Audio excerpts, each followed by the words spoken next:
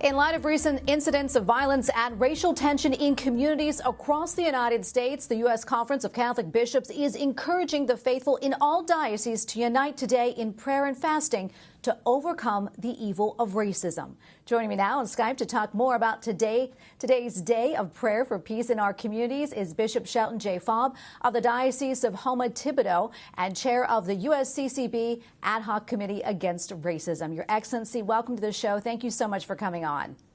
My pleasure to be here. Thank you for having me. Well, there have been calls across the nation for justice and racial equality in light of the killings of George Floyd and Breonna Taylor, as well as a number of other African Americans. What goes through your mind as you see the unrest throughout the country today? Well, I think the first thing that goes through my mind is the pain of the Black community upon seeing, such things as has been visited upon them, and naturally a great pain for the violence also that has also come about in response to those killings. And I just have to believe that there is a better way for us to listen to one another and a better way for us to engage in discussing what we need to do to dismantle racism, so that very soon we will no longer have the incidents of the killings, nor will we have the incidents of the violence. So those are some of the things that go through my mind and through my heart. Can we talk about the significance of the timing of today's prayer for peace in our communities to the feast of St. Peter Claver, and also what can we learn from him? Yes. St. Peter Claver was a Spanish Jesuit who ministered to the African slaves who arrived in Cartagena, Colombia. St. Peter Claver would meet the slave ships as they arrived in port and would go down into the holds of the ship. And there, I'm sure he witnessed all kinds of atrocities, but St. Peter Claver heard the language of human suffering, and he responded to that language. And St. Peter Claver spent his life both serving the practical needs of the arriving slaves, as well as being their advocates to speak out for them. And he is known as the apostle to the slaves, and today is his feast day.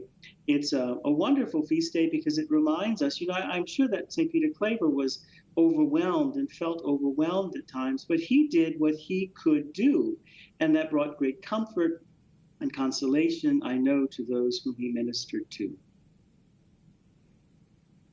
In a video message on YouTube, you talked about George Floyd's death and also the atrocity of racism. You also said, quote, "Indifference is not an option." How can the faithful engage to help heal our present-day divisions? I think indifference is not an option. I think, as we state in Open Wide Our Hearts, the bishop's recent pastoral letter against racism, I think that one thing we could do is read the pastoral letter. Today would be a wonderful day to read and reflect upon the pastoral letter. And the pastoral letter, at the very core of the pastoral letter, is a call to examine our own hearts and to acknowledge any racism that we might find there, to root that out, and then to become engaged in dismantling racism as it exists in our society, in our church. And we can do that simply by having encounters, by encountering people who are racially different from us and learning from them and listening, as St. Peter Claver did, to their language of human suffering. And that should move our hearts to act in constructive ways then, to see to ending racism as it exists amongst us. So those are some ways: reading the pastoral letter, encountering people who are racially different from us and are on the peripheries, educating ourselves with regard to racism, and then acting to overcome it. Well, Your Excellency, we really appreciate you coming on today and speaking with us. Bishop Shelton J. Fabre of the Diocese of Houma-Thibodaux and chair of the USCCB Ad Hoc Committee Against Racism. Thank you again. Thank you very much.